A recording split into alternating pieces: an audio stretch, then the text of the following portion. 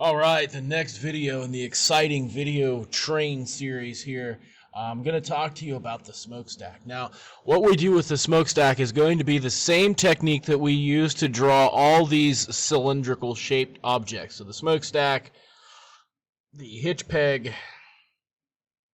to a point this one, we'll have a separate video on this one, the axle peg, and the linkage peg. So the same technique is going to be used.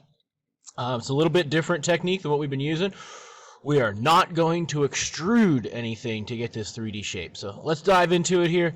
The first measurement I'm going to take here, I'm going to check out my measurements. Let's check out the measurements before we jump into Inventor. For right now, let's totally just ignore this. This is our last step, so let's just ignore the whole dimensions. We're going to start down here, starting at the bottom. This is a 1/2 inch circle. We see the circle is the line, circle with the line through it means diameter. So from outside edge to outside edge, we want to draw just half of that. So half of 0.5 is 0.25. So we're going to remember that dimension. Hopefully I remember it, so I click to the next screen. And then I will look at this dimension also. The whole thing is also 175 overall. So those are the two dimensions, the three dimensions that we need to know. 1/2 inch, 1/4 inch, and 175. So let's get started here. So the first thing we got to do is I got an open IPT here, and we're just jumping right into it. So see, I forgot it already. Whoops, wrong tab. The whole thing from top to bottom is 175 overall. So that's where we're going to start. 175 overall. So we're going to just draw a vertical line that is 1.75 tall. Okie dokie.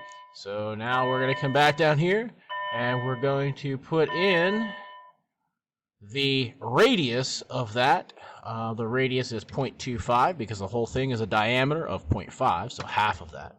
And here we go. So now we are to a point that we have the overall height and we have the half of that bottom hole. Come back here and we see this first little step. Now remember, we're not worrying about this hole here yet. We're just focusing like this thing is a solid object. So what we see is that this first one is 1/2 inch up, and the diameter of this circle that is the edge of this is 125. So we will come up 1.5.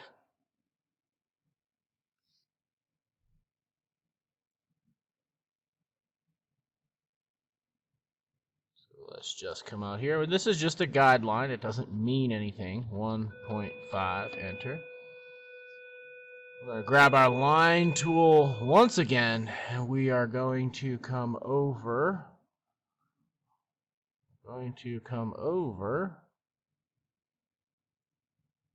Did I say that was? That was a diameter of 1.25. So 1.25 divided by 2. 1.25 divided by 2. I don't have to do the math. CAD does it for me. And there we go. I'm going to hit escape to drop my line tool. I'm going to get rid of this 1.5 inch guideline. That was just so that we could figure out where it is. We're looking at this little step here. So we're drawing this vertical line right here, which is a 1/4 inch. So we're going to come up off of here. 0.25, enter. Now all I'm going to do is I'm going to connect those two. I don't know the angle. I don't know anything other than that is connected between those two. I'm just deleting some dimensions here just so I'm cleaning up my drawing. The next line is probably the hardest line of the whole drawing to draw. And that's because the dimension that it gives us, we don't know what this outer circle is. We know that it's 1.7 high overall, and we know that it's at a 15-degree angle. That's all we know is the 15-degree angle off of the vertical. So let's put a line in. We'll show you how to get that. Whoops, what in the heck was that? Let's come back here. We'll go undo. Let's grab our line tool one more time. And I'm just going to put it in here. It doesn't just get something that looks visually close. Grab my dimension tool, I'm going to click here, and that's 30 degrees, and I'm going to just change that to 1.5. There we go. Okay, now if you remember right, we drew this 175 line to represent the overall height. So if we just bring that straight across, now we're ready to do a little bit of trimming. We can trim this,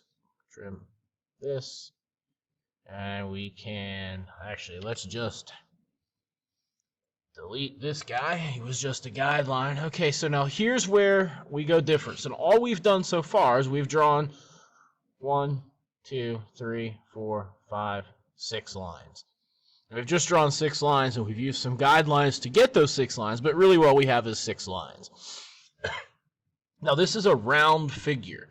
So our extrude tool is only going to come out, it's going to give us a shape like that. That's not going to work for us. We're going to use a different tool called Revolve. Revolve works really well for rounded or cylindrical things. So just like in extrude, you need a profile. It's already picked for us here because it's the only profile on there. Profile meaning it's just enclosed on all 4 sides. So it's totally closed in. And then the second thing you need for this is an axis. An axis is just where it's going to spin around. And just like that, there it is. So there is our hole, or our smokestack drawn. We are now ready to come here and start worrying about our hole. So I'm just going to put a circle in here just so it's a guideline. It doesn't really matter the size at this point. I'm going to grab my hole tool, and I'm going to come here. Okay, so now let's flip back here. Whoops, wrong tab. We're going to look here. So this is a little bit more complicated circle dimensions or hole dimensions than what we're used to having. So a couple of things here. This first line refers to the deep hole. So it is 1.5 inches deep and 375 around. The second one is what's called a countersink hole. So it's a bigger hole, which is the big outside hole, and it is a diameter of 875 and 375 deep. So let's change our hole type first. Counter bore, 375. Forget what my dimensions were. It is 375 and 1.5 inches deep for the main hole. So this is going to be 1.5, 0.375. Right now is a good time to change because we want just a flat bottom hole. We don't want a drill point hole. And then we need to figure out the outer one. It is 875 and 375 deep. So those dimensions are a little confusing to remember because the 375 appears twice. But this bottom one actually refers to the bigger hole. And that's just because that dimension is bigger. That's how I know that. It also sees this little cup-shaped thing here. It tells us that that is the dimension for the countersink. So anyways, 875 and 375 deep. So 8.875. 375. And we've done that, and everything looks good, and we're just going to click OK. And there's our hole. There's our finished smokestack. Okay, that's that. This is an 8-minute video. I do hope that you're watching these videos. I am trying to put some effort into it. You guys are either not in a position to sit through me doing this in class, so this is the next best way that I can try to explain this to you. All right? Okay, we'll catch you on the flip side. Bye-bye.